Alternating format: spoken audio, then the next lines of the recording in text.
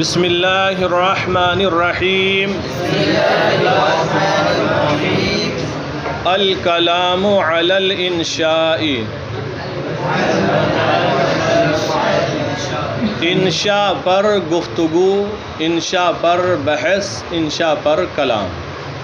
انشاء سے متعلق بحث شروع ہو رہی ہے، تو فرمایا الانشاء اما طلبی او غیر طلبی۔ انشاء یا تو طلبی ہوگی یا غیر طلبی، یعنی انشاء کی دو قسمیں بیان کر دی۔ انشاء یا تو طلبی ہوگی یا غیر طلبی۔ طلبی طلب والی، جس میں طلب ہو، مطالبہ ہو۔ غیر طلبی جس میں طلب نہ ہو، مطالبہ نہ ہو۔ تو دیکھیں الانشاء اما طلبی او غیر طلبی، انشاء یا طلبی ہوگی یا غیر طلبی ہوگی۔ فالطلبی، اب یہاں سے طلبی کی وضاحت کر رہے ہیں، انشاء طلبی کیا ہے۔ فالطلبی ما یستدعی مطلوبا غیر حاصل وقت الطلب۔ فالطلبی ما یستدعی مطلوبا، تو انشاء طلبی وہ ہے جو ایسے مطلوب کا تقاضا کرے۔ یستدعی، جو دعویٰ کرے، تقاضا کرے، مطلوباً، ایسے مطلوب کا، غیر حاصل، جو حاصل نہ ہو، وقت طلب کرنے کے وقت۔ تو انشاء طلبی وہ انشاء ہے جو ایسے مطلوب کا تقاضا کرے جو طلب کرنے کے وقت حاصل نہ ہو۔ یہ انشاء طلبی کی وضاحت، اس کی تعریف ہوئی۔ اور غیر طلبی کے بارے میں لکھا وغیر الطلبی ما لیس کذالک، اور غیر طلبی وہ ہے جو ایسی نہ ہو، یعنی جو وقت طلب ایسے مطلوب کا مطالبہ نہ کرے۔ انشاء غیر طلبی وہ ہے جو ایسے مطلوب کا مطالبہ نہ کرے جو وقت طلب حاصل نہ ہو۔ وغیر الطلبی ما لیس کذالک، اور انشاء غیر طلبی وہ ہے جو ایسی نہ ہو۔ تو کتنی قسمیں نکال دی انشاء کی؟ پہلی کا نام انشاء، دوسری کا نام انشاء غیر طلبی۔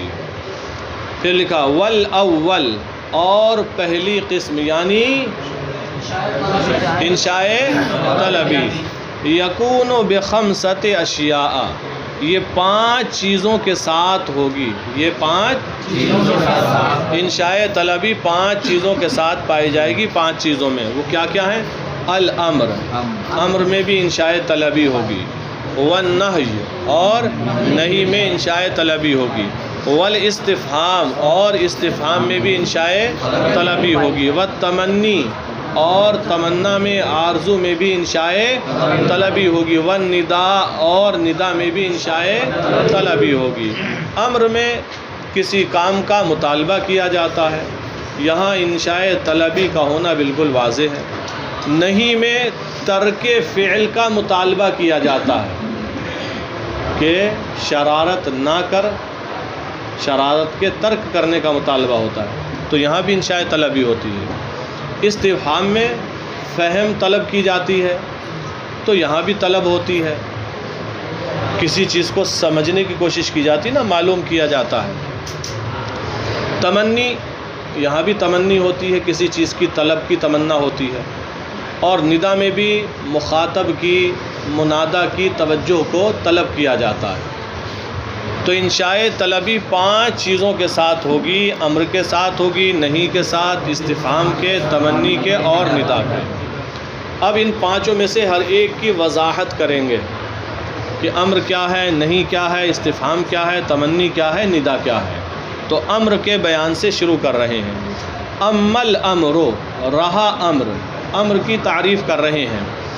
فَهُوَ طَلَبُ الْفِعْلِ عَلَى وَجْهِ الْإِسْتِعْلَاءِ، رہا امر وہ فعل کو طلب کرنا ہے، علی وجہ الاستعلاء، استعلاء کے طور پر۔ استعلاء کا معنی بلند سمجھنا، یعنی خود کو بڑا سمجھتے ہوئے، اونچا سمجھتے ہوئے فعل کو طلب کرنا۔ تو یہ امر کی تعریف ہے۔ اما الامر فهو طلب الفعل علی وجہ الاستعلاء، لیکن امر وہ فعل کو طلب کرنا ہے استعلاء کے طور پر، فعل کو طلب کرنا ہے، طلب فعل ہے استعلاء کے طور پر۔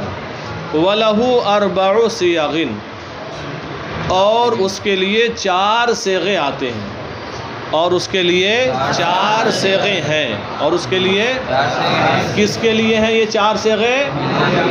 کس کے لیے؟ امر کے لیے۔ اب وہ کون کون سے ہیں بتا رہے ہیں۔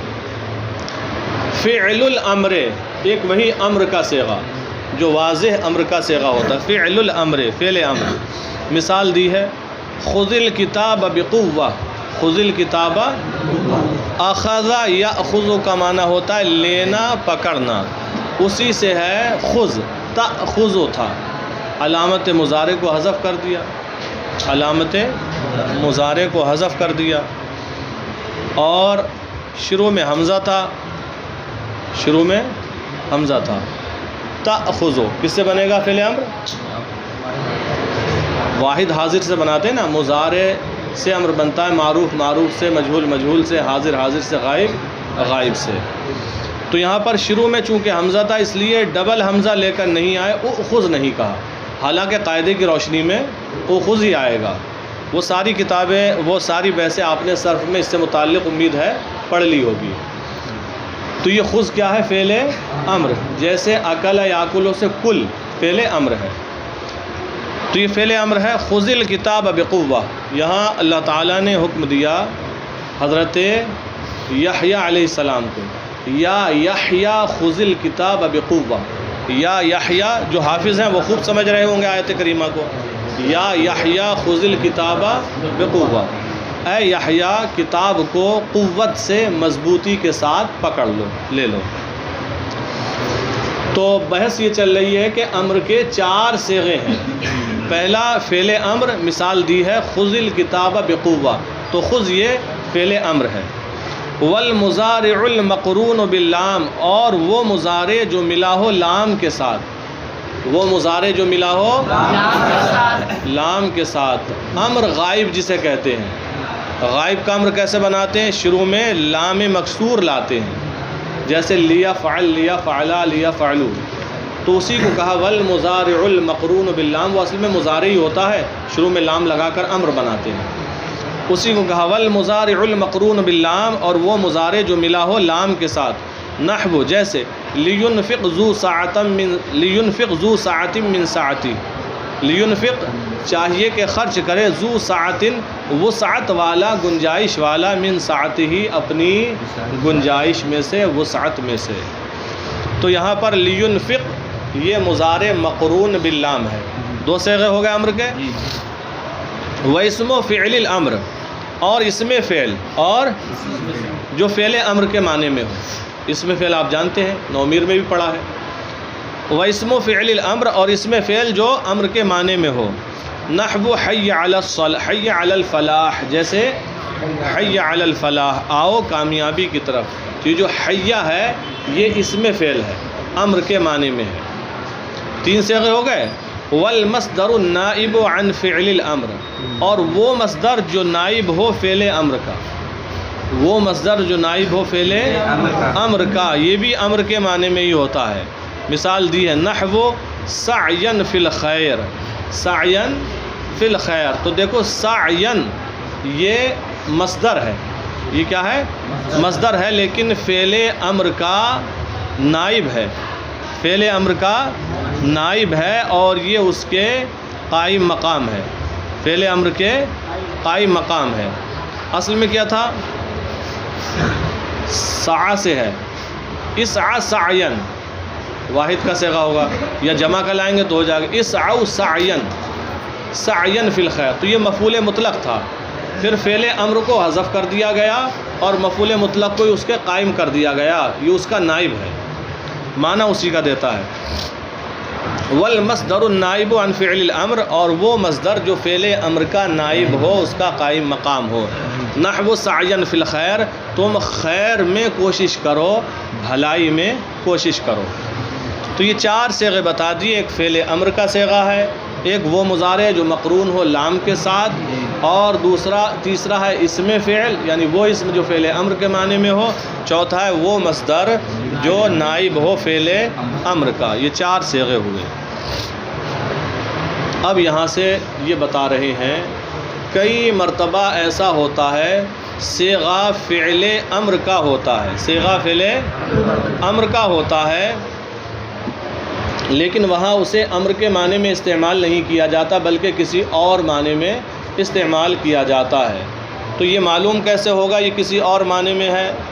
تو وہ قرینے کی وجہ سے اور وہاں کی حالت کی وجہ سے سیاق کلام کی بنا پر یہ معلوم ہوگا کہ یہ صیغہ امر کا ہے، لیکن امر کے معنی میں استعمال نہیں کیا گیا ہے بلکہ کسی اور معنی میں اسے استعمال کیا گیا ہے۔ دیکھیں، وقد تخرج صیغ الامر، صیغہ کی جمع ہے صیغ، وقد تخرج صیغ الامر عن معناها الاصلی، اور کبھی امر کے صیغوں کو نکالا جاتا ہے ان کے اصلی معنی سے الی معان اخر، دوسرے معانی کی طرف، تفہم من سیاق الکلام و قرائن الاحوال، جو معانی سمجھے جاتے ہیں سیاق کلام سے اور قرائن احوال سے، کلام کے سیاق سے اور احوال کے قرینوں سے سمجھے جائیں گے۔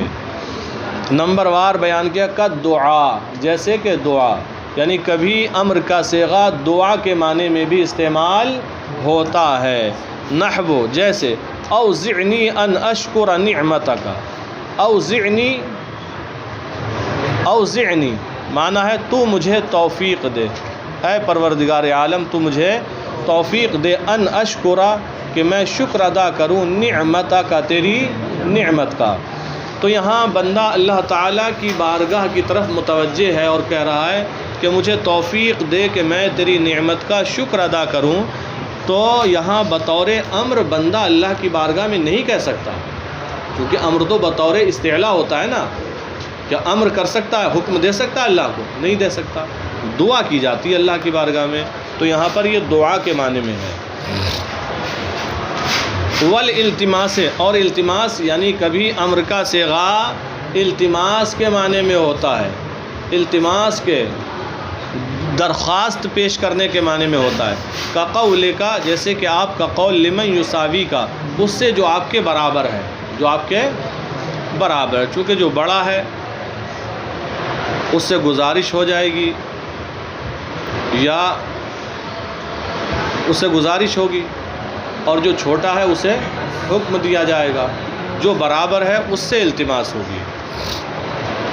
والالتماس، اور التماس کا قول کا لمن یساوی کا، جیسا کہ آپ کا قول اس سے جو آپ کے برابر ہے، کیا کہنا آپ کا، اعطنی الکتاب، مجھے کتاب دو، مجھے کتاب دو۔ تو یہاں التماس کے معنی میں ہے امر، اعطنی، اعط فعل امر ہے لیکن معنی میں کس کے ہے، التماس کے۔ والتمنی، اور فعل امر کبھی تمنی کے معنی میں، آرزو اور تمنا کے معنی میں بھی ہوتا ہے۔ مثال، نحو، جیسے الا ایھا اللیل الطویل النجلی بصبح وما الاصباح منک بامثلی، الا حرف تنبیہ، ایھا اللیل الطویل، اے لمبی رات، النجلی، انجلا ینجلی کا معنی ہوتا ہے روشن ہونا، چھٹ جانا، منکشف ہونا۔ الا، کیا، لن جلی، تو منکشف نہیں ہوگی، روشن نہیں ہوگی، بصبح، صبح کے ساتھ۔ الا ایھا اللیل الطویل النجلی، الا، سنو، اے لمبی رات، کیا تو صبح کے ساتھ روشن نہیں ہوگی؟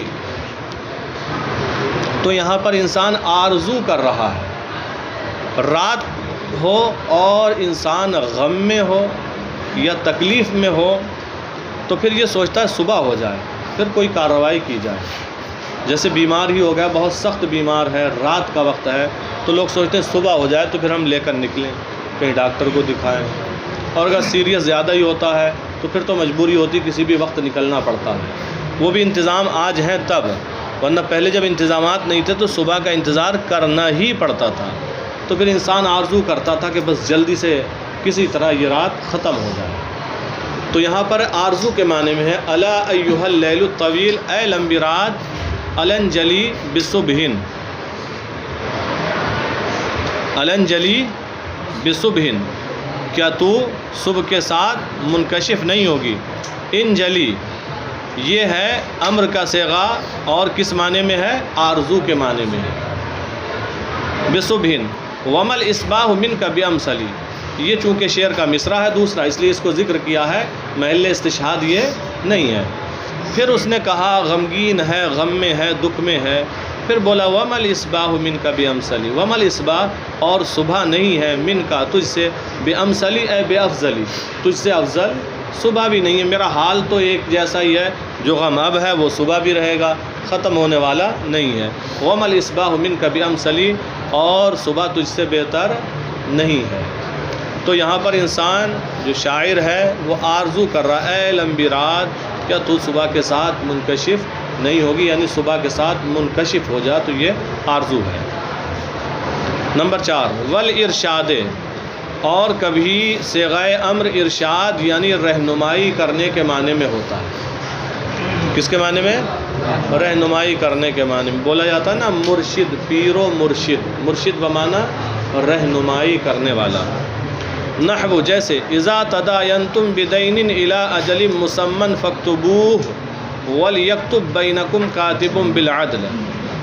اذا تداینتم بدین، جب تم کسی دین کا، قرض کا لین دین کرو، جب تم کسی دین کا لین دین کرو، الی اجل مسمى ایک مقررہ مدت تک، فاکتبوہ تو اسے تم لکھ لو۔ یہ فعل امر ہے لیکن امر کے معنی میں نہیں، ارشاد کے معنی میں۔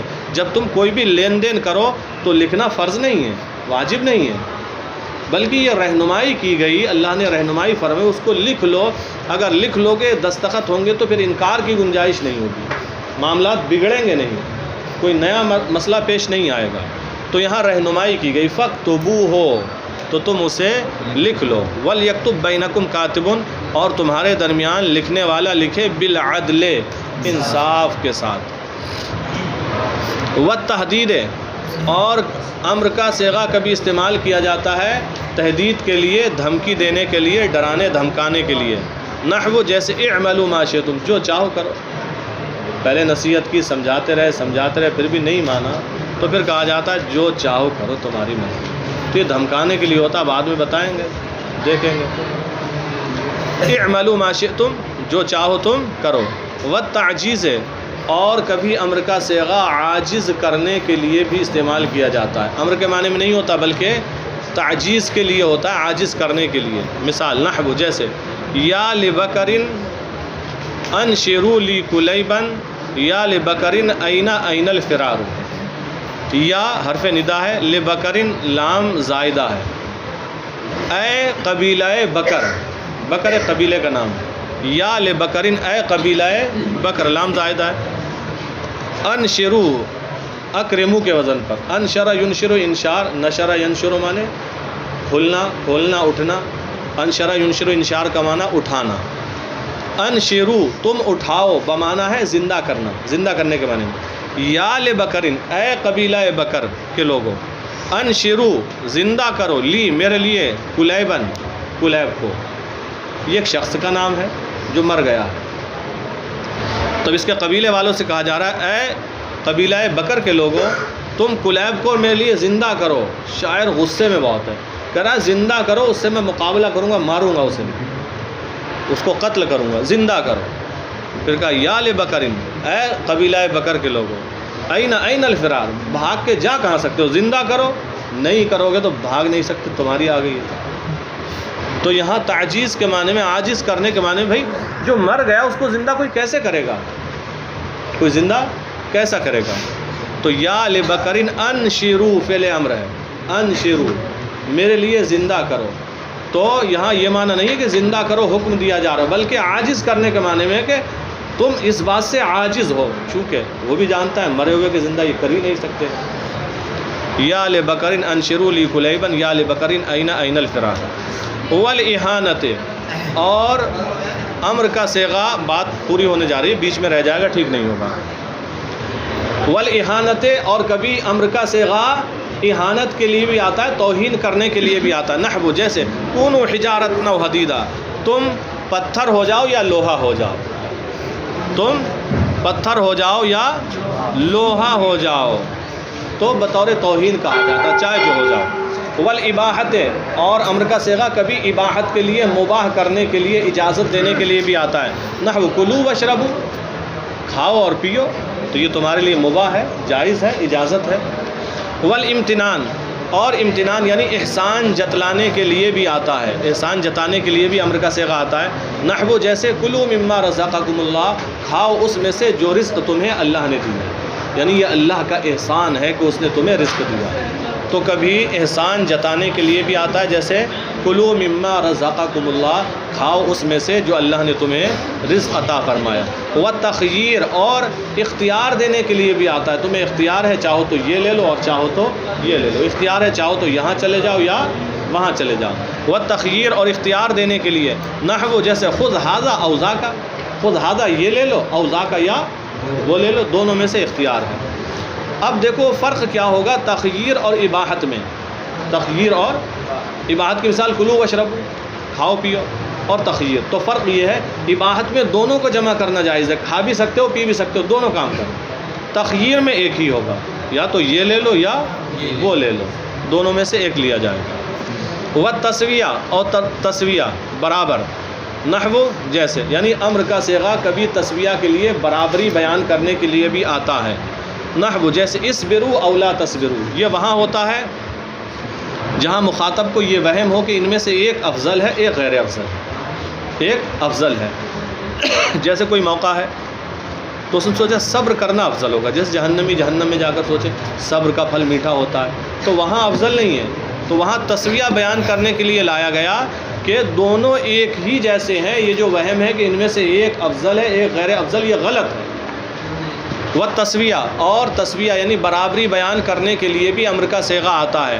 نحو جیسے اصبروا او لا تصبروا، تم صبر کرو یا صبر نہ کرو، اصبروا تو یہ فعل امر ہے لیکن تسویہ بیان کرنے کے لیے آیا ہے۔ والاکرام، اور تعظیم کے لیے بھی کبھی امر آتا ہے، امر کا صیغہ ہوتا ہے لیکن وہاں حکم دینا، کسی چیز کا مطالبہ کرنا نہیں ہوتا ہے بلکہ تعظیم کے لیے لاتے ہیں۔